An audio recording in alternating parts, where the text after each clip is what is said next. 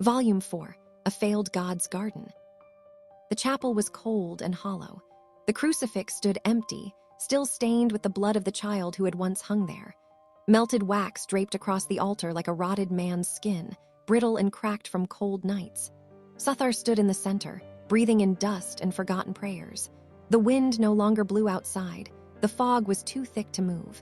He left the chapel and re-entered a world of rot. Silence surrounded him like space swallowing sound. The egg hadn't spoken in days, but he could still feel it. He knew where to go, though he did not know why. His feet moved anyway. As he walked, the land twisted further. Thorned vines sprouted in his wake. Ghostly whispers guided him. The wasteland stretched endlessly, and Suthar wondered if this was all the world had left to offer. The road was long.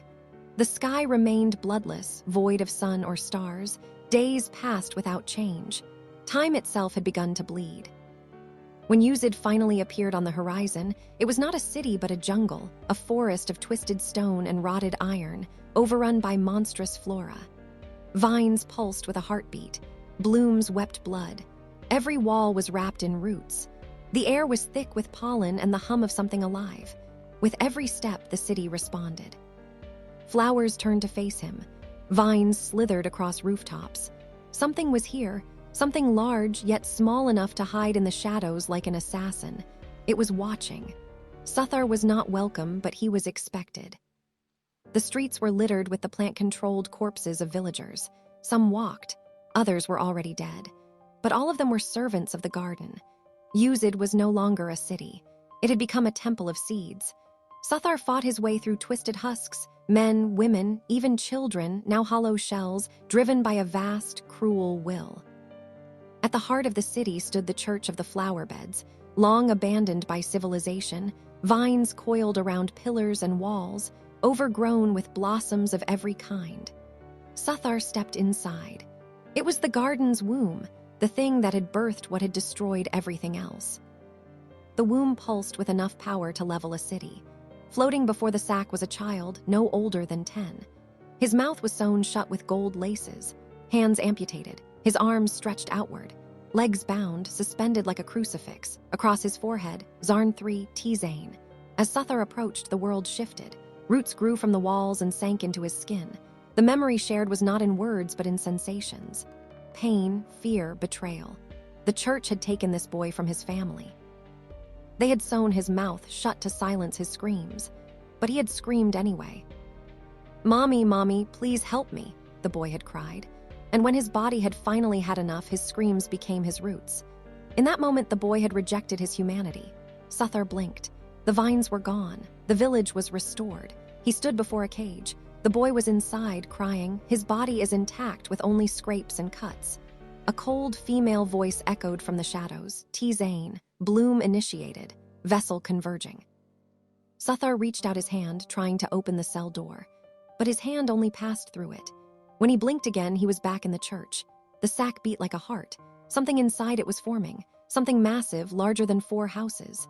The ground shook, walls cracked, the roof caved in.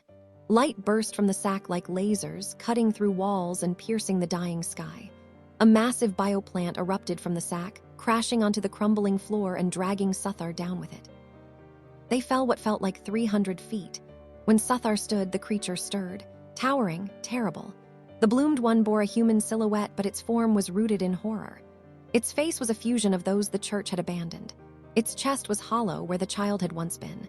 Vines twisted like veins, pulsing with sickly light. Wings of petals unfurled from its back, each lined with mouths. It screamed, not with voice, but with wind. Every flower in Uzid bloomed violently, releasing clouds of hallucinogenic spores.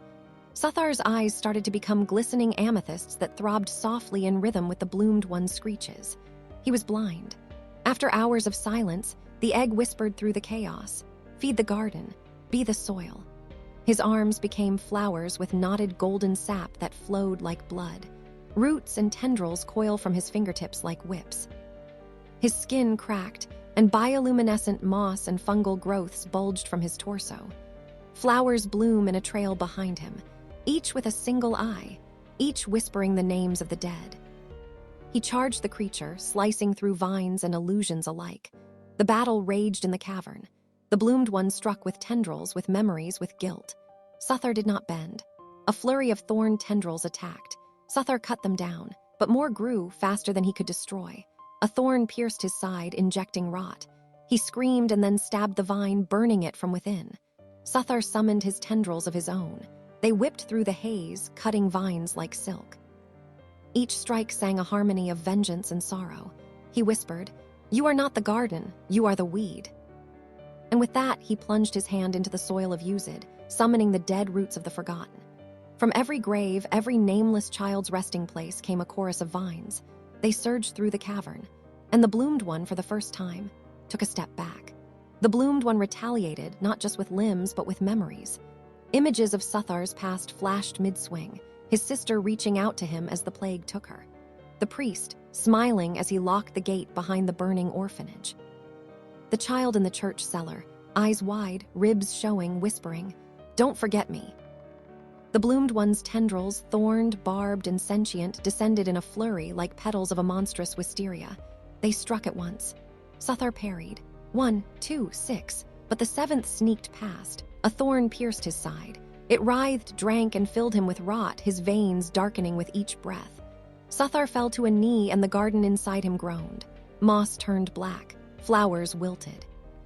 But he bit his tongue, drew from the earth, and stabbed his side with a tendril of burning sap, igniting the rot. The vine screamed. The bloomed one reeled. Petals shriveled. Mouth shrieked. Suthar rose again, no longer a man, but not yet a god. The bloomed one died, its body froze, withered, petals blackened, roots snapped. The cathedral collapsed, and from the monster's dying body, the truth.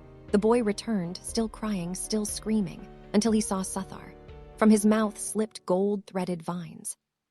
He smiled, and then dissolved into dust. From his remains bloomed a single flower, black petals, crimson center.